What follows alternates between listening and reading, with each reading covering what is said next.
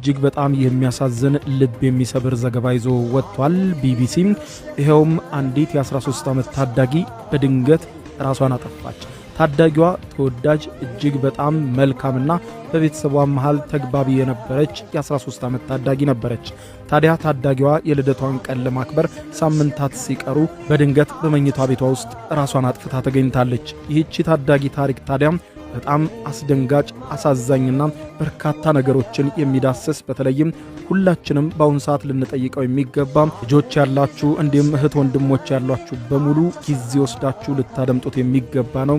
የዚህች ፊዮሬላ የተባለችው ታዳጊ 13 ዓመቷ ኢትዮጵያዊት ታሪክ ማለት ነው። ታሪኩን ለቢቢሲ ያጋራው ደግሞ አባቷ አቶ ነብዩ ነው። ምንድነው የተፈጠረው? ምን ተከሰተ? እነሆ በዝርዝር ታሪኩን ላስደምጣችሁ። ተወዳጇና ደስተኛዋ ልጅ እንዴት በራሷ ላይ ወሰነች? እንዴት ራሷን አጠፋች? ሲል በቲክቶክና በእኩዮቿ ጫና ራሷን በድንገት ያጠፋችውና ሞቷም ብዙዎችን ስላስደነገጠው ኢትዮጵያዊት ታዳጊ ቢቢሲ ሰፊ ዘገባ ይዞ ወጥቷል። ፊዮሬላ ነብዩ የ13 ዓመት ታዳጊ ነበረች በማለት ታሪኳን ማጋራት ይጀምራል ቢቢሲ። ጥር 4 ቀን ለምታከብረው ልደቷ ዝግጅቱ ተጠናቋል። አሜሪካ እንዲከበር ነበር የታቀደው። ልደቷን ከወንድሟና ከእህቶቿ ጋር ለማክበር ወደ ዩናይትድ ስቴትስ ለመጓዝ በዝግጅት ላይ ነበረች። የበረራ ትኬትም ተቆርጦ ተዘጋጅቷል። ነገር ግን አንድ አስደንጋጭ ነገር ሆነ። ልደቷ ሊከበር ሳምንታት ሲቀሩት ፊዮሬላ በድንገት ራሷን አጠፋች። አባቷ ነብዩ ሳሙኤል በእኔ በኩል ምንም ምልክት አላየውም ነበር ይላል ለቢቢሲ ጋዜጠኛ ሲያስረዳ። ይህ እየመጣ እንደሆነ ማንም የነገረኝ አልነበረም። ይህ የፊዮሬላ ታሪክ ነው።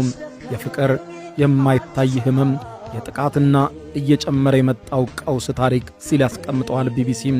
ፊዮሬላ በወላጆቿ እንዲሁም በወንድምና በእህቶቿ በጣም የተወደደች ልጅ ነበረች። በተለይም ከአባቷ ጋር የተለየ ግንኙነት ነበራት። ከልጆቹ ጋር ጥሩ ጊዜ ማሳለፉን ነብዩ ደጋግሞ ይናገራል።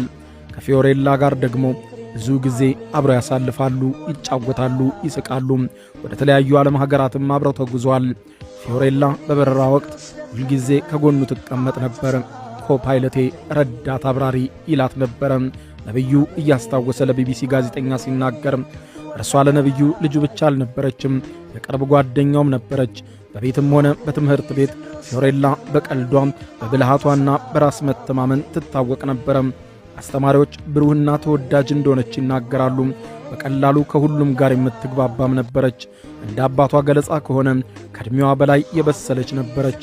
ከዕድሜዋ በላይ ብልህ፣ ጥንቁቅ፣ ገንዘብ የማታባከን አዋቂና መካሪ ነበረች ይላል ሲያስረዳም። 4 ልጆች አሉኝ፣ የልጆቼ ሁሉ ሰብሳቢ